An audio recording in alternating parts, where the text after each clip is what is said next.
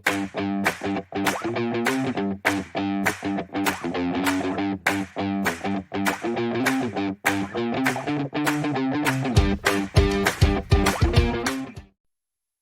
troops. They cannot succeed without the support of the people.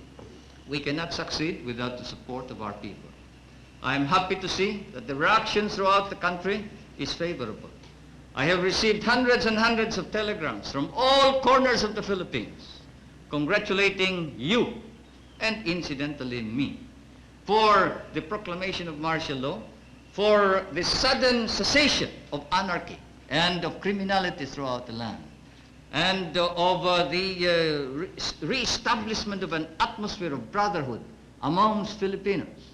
Now everybody seems concerned about his neighbor. Now everybody seems to be involved in the destiny not only of himself but of the entire country and of the entire nation. And this is what we have been hoping and praying for. I repeat, it is necessary to reform in order to attain the victory that we seek. It is necessary that we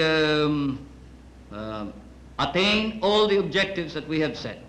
These objectives are, we must give to the poorest man whatever is his due. The rich man must now understand that this is a new kind of society. We will protect his rights. For whether he is rich or poor, he has rights. And those rights are as sacrosanct as the right of the military to dignity and to a reputation and a standard of proficiency to which he is entitled.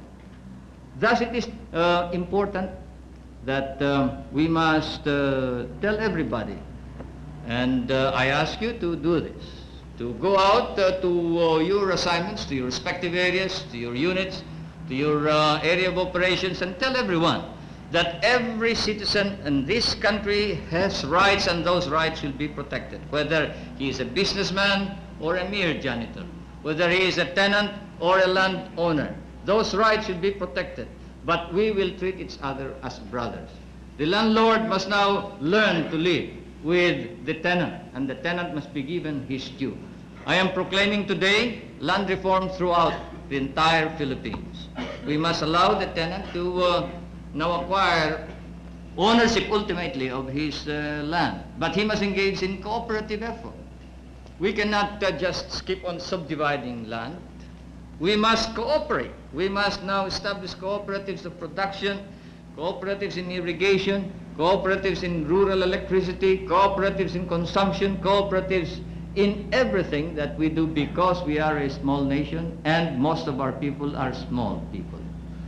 At the same time, we will protect business. We will protect investment, but not to the extent that business and investment will dominate the entire scene, dominate the Philippines, and that they shall dictate and rule the country. No.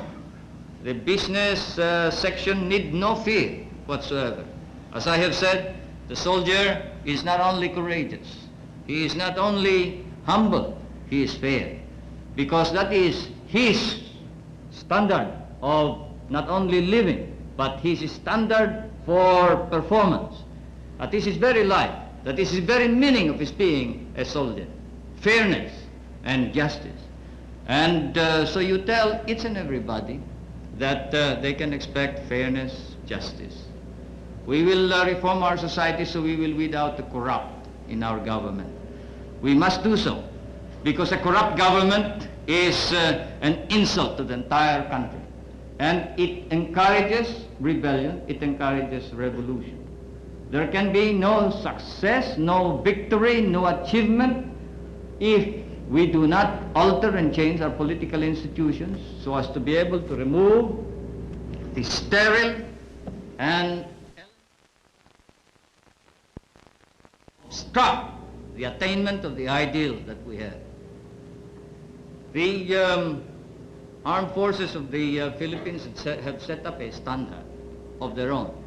I know that you are engaged in cleaning up your own ranks. You are policing your own ranks. The Secretary of National Defense, the Chief of Staff have recommended, the major service commanders have recommended that we now establish a military commission to investigate, try and punish all personnel of the armed forces of the Philippines who may not perform in accordance with the exact standards, exacting standards of proficiency of the professional soldier. And so it is that, as I promised all of you, my countrymen, on that fateful morning of September 23, 1972, when I announced the proclamation of martial law, which had been signed by me before, with your support, placing myself, my life, and my family's life and honor on the judgment of history, that when the time came when I must, or we must end martial law, and that time could not be foreseen then, I would be the first to move and initiate the termination of martial law.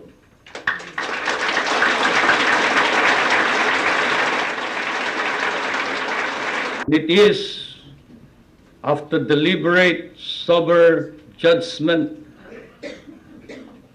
and soul-searching that I come before you and say, it is now time to terminate martial law.